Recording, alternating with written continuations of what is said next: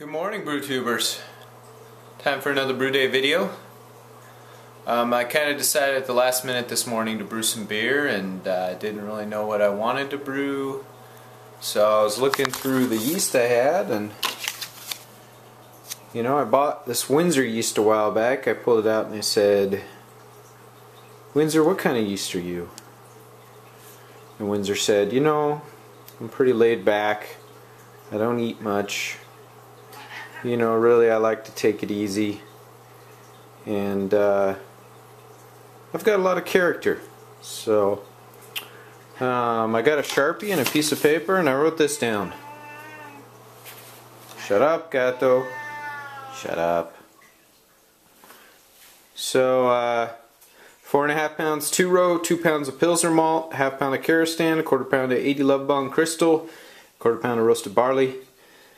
Going to bitter it with Chinook and flavor hop it with Amarillo, and that's it. Probably won't even come out to 4% ABV. Probably something around 3.6, 3.7, I imagine, with the low attenuation by our mild-mannered friend here. Anyhow, I'm taking it easy this morning too. I didn't even want to put pants on to go outside, so I just grabbed the kettle from downstairs and I'm heating my strike water on the stove. So now it's time to actually go get to work. Now that's only 7.5 pounds of grain in a 5-gallon batch, so that has the potential to be a thin, flavorless beer if you don't do things right. I'm going to do a couple things to help counter that and actually do quite the opposite. First thing I'm going to do is mash hot, and that's going to, lean towards the alpha side of the conversion and give us some more of those long chains and hopefully give us a fuller body. Another thing I'm going to do is I'm going to boil this for 2 hours, 120-minute boil. I've done that on a couple beers recently, and I really like what it does for lower gravity beer. Seems to give it a lot more character and a fuller body. So if that's what you're looking for, I'd encourage you to give that a shot and see what it does for you.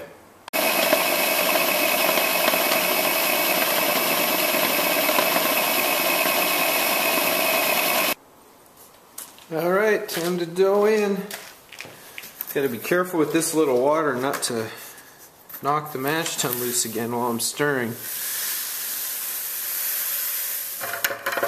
Goes. You know, strike a balance between not getting dough balls and not knocking the mash tun loose.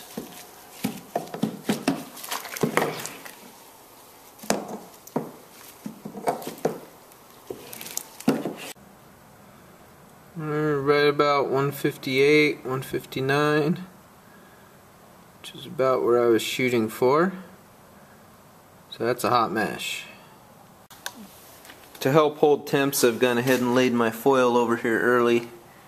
It's a good trick if you're doing a mash that doesn't take up the full volume of your cooler to help hold some of that heat in. There goes the sparge water.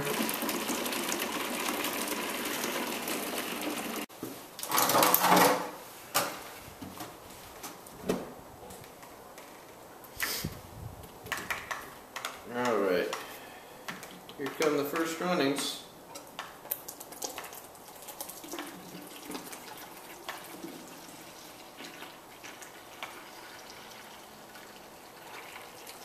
Looks pretty good. Good color. Ah, smells good.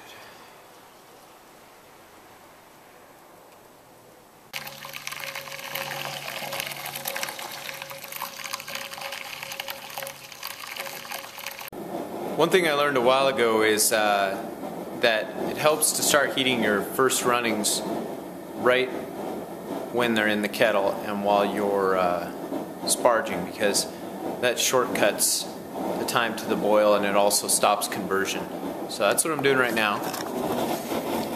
I put 3 gallons of sparge water in there, batch sparging, and I usually let that sit for about 10 minutes before I recirculate again and drain. Okay, so after our first sparge, We're at about 10.5 degrees Brix. And that is, according to our chart, I think about 1040 something. Yeah, 1042, 3-ish, something like that.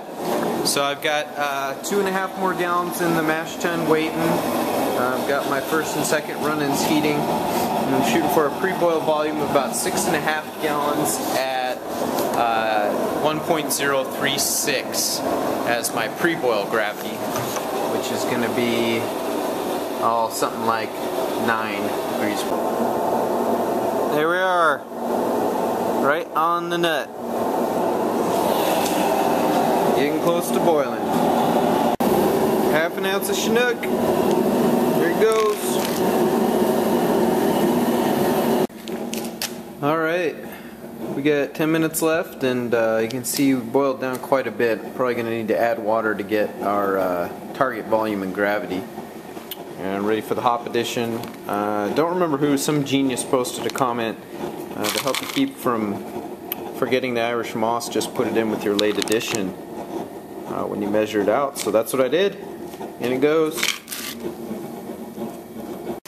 Okay, we're at flame out, and I actually figured I need to add nearly a gallon of water, about three quarters, a little bit more than 3/4 of a gallon. So I've got cold water here that'll actually help speed our chilling time.